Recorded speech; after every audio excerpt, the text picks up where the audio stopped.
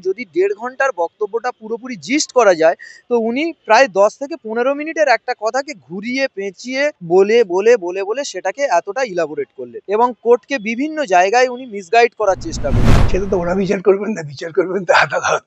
আদালত বিচার করবেন, ওরা ওদের মতো নিশ্চয়ই বলতে পারে। উনি সবসময় যেন একটা রাজনৈতিক স্বার্থ চরিতার্থ করার ব্যাপারে কথাগুলো বলছেন। ওরা ৫৬ জন উকিলকে দিয়ে বলালেন তাতে রাজনীতি হলো না, আর আমি আইনের কথা বলাতে রাজনীতি হয়ে গেল। ওনার এই যে অসাংবিধানিক কথাবার্তা, উনি যে সংবিধানের লোক একজন, ওনার সেটা এখানে মনে হচ্ছে উনি একজন অযোগ্য লয়ার। যারা দুর্নীতি করেছেন ওরা দুর্নীতির শরিক হয়ে আমাদের বিরুদ্ধে বলছেন আর কিছু না।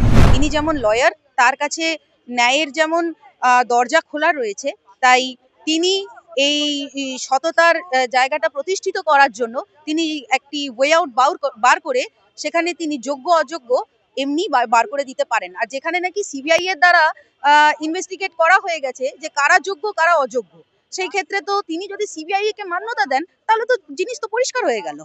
সেখানে তো আর কোনো প্রশ্নই ওঠে না যে নতুন করে পরীক্ষা বা প্যানেল বাতিল। বিচারপতিরা শুনছেন, শুনে তারা বিচার করবেন, প্যানেল বাতিল করবেন কি করবেন না সে বিচারপতিদের হাতে। আমাদের সওয়াল হচ্ছে যে গোটা ব্যাপারটাই দুর্নীতির থেকে জন্ম নিয়েছে, সেই জন্যই সমস্তটাই বাতিল করে আবার পরীক্ষা হোক নীতি মেনে, যাতে সকলেই সমান সুযোগ পায়, এটাই বক্তব্য। বিকাশ রঞ্জন ভট্টাচার্য যে প্রায় ১.৫ ঘন্টা বললেন, আজকে কিন্তু মূলত বলার কথা ছিল বিকাশ রঞ্জন ভট্টাচার্য এবং সিবিআই এর আইনজীবী। তো সিবিআই এর আইনজীবী বলার সুযোগ পাননি, বিকাশ রঞ্জন ভট্টাচার্য প্রায় ১.৫ ঘন্টা বললেন। তো আমরা দেখলাম যদি ১.৫ ঘন্টার বক্তব্যটা পুরোপুরি জিস্ট করা যায়, তো উনি প্রায় ১০ থেকে ১৫ মিনিটের একটা কথাকে ঘুরিয়ে পেঁচিয়ে বলে সেটাকে এতটা ইলাবোরেট করলেন এবং কোর্টকে বিভিন্ন জায়গায় উনি মিসগাইড করার চেষ্টা করছেন। তো বিকাশ রঞ্জন ভট্টাচার্যের এই যে বক্তব্য, এটাতে তো খুশি হওয়ার কোনো জায়গাই নেই। সেটা তো ওরা বিচার করবেন না, বিচার করবেন তো আদালত। আদালত বিচার করবেন, ওরা ওদের মতো নিশ্চয়ই বলতে পারেন। তা নিয়ে তো আমার মন্তব্য করার অধিকার নেই। সব মানুষেরই কথা বলার অধিকার আছে আমাদের দেশে। দেখুন, আমরা সবাই লড়াই করছি দুর্নীতির বিরুদ্ধে। দুর্নীতি করে যারা চাকরি পেয়েছে তাদেরকে বাতিল করে আমরা যারা যোগ্যতা নিরিখে চাকরি পেয়েছি, যাদের বিরুদ্ধে কোনো অভিযোগ পর্যন্ত নেই, তাদের সসম্মানে স্কুলে চাকরিতে বহাল রাখতে হবে। এটাই তো একটাই দাবি।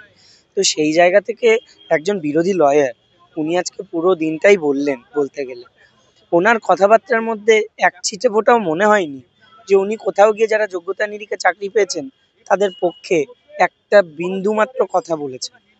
উনি সবসময় যেন একটা রাজনৈতিক স্বার্থ চরিতার্থ করার ব্যাপারে কথাগুলো বলছেন। যেন মনে হচ্ছে গোটা প্যানেল ক্যান্সেল হলে উনি যে পার্টিতে বিলং করেন তার যেন কোনোভাবে লাভ হতে পারে। ওরা ৫৬ জন উকিলকে দিয়ে বলালেন তাতে রাজনীতি হলো না, আর আমি আইনের কথা বলাতে রাজনীতি হয়ে গেল। হ্যাঁ, বিষয়টা তো রাজনীতি বটে, দুর্নীতিও একটা রাজনীতি।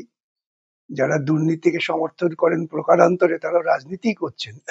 সুতরাং তার বিরুদ্ধে বলতে গেলে তো কারো কারো মনে হতে পারে এটা রাজনীতি। কথা হচ্ছে উনি যাদের হয়ে কথা বলছেন, প্রথম উনি দাঁড়িয়েছিলেন ওয়েটিং প্যানেলে যারা আছে আর কি, ওয়েটিং লিস্টে যারা আছে তাদের হয়ে।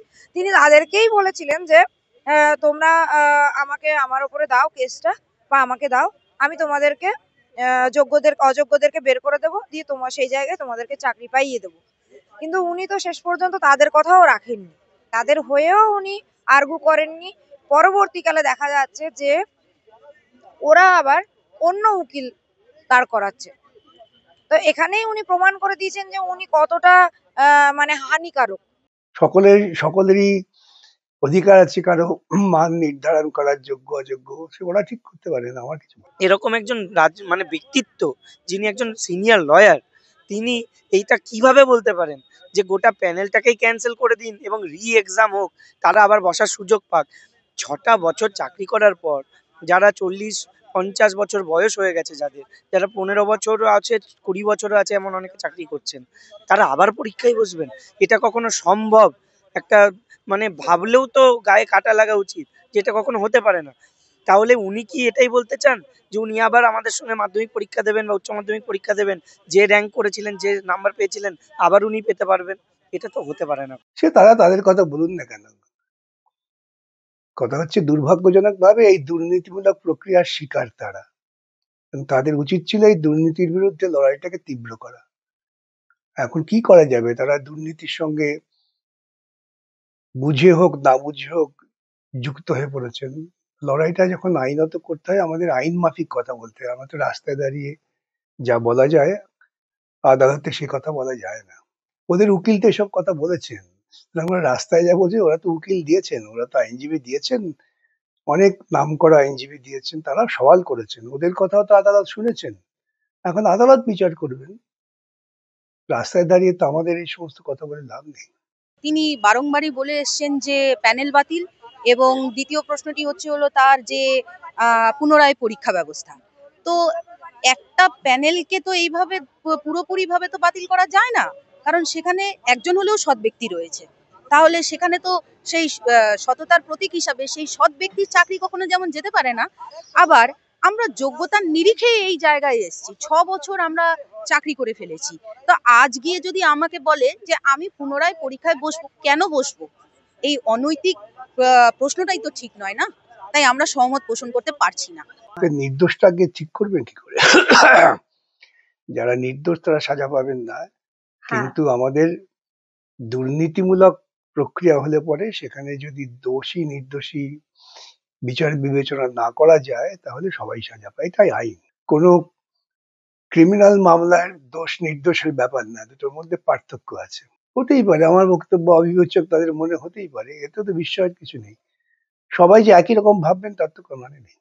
যারা পুরো প্যানেলটাকে কোনো রকম তদন্ত ছাড়াই বা কোনো রকম তদন্তের ধার না ধরে তারা পুরো তদন্তটাকে বলছেন যে পুরো প্যানেলটাই দুর্নীতিগ্রস্ত এবং পুরো প্যানেলটা বাতিলের কথা বলছেন, আমাদের কিন্তু আক্রমণের কেন্দ্র থাকবে তারাও। তারা যদি সিপিএম হোক, বিকাশ রঞ্জন হোক বা যেই হোক না কেন, সিপিএম, টিএমসি, বিজেপি যেই হোক না কেন, কে সাপোর্ট করবে আর কে সাপোর্ট না করবে এই ভেবে কি কোনো মামলা হয় নাকি?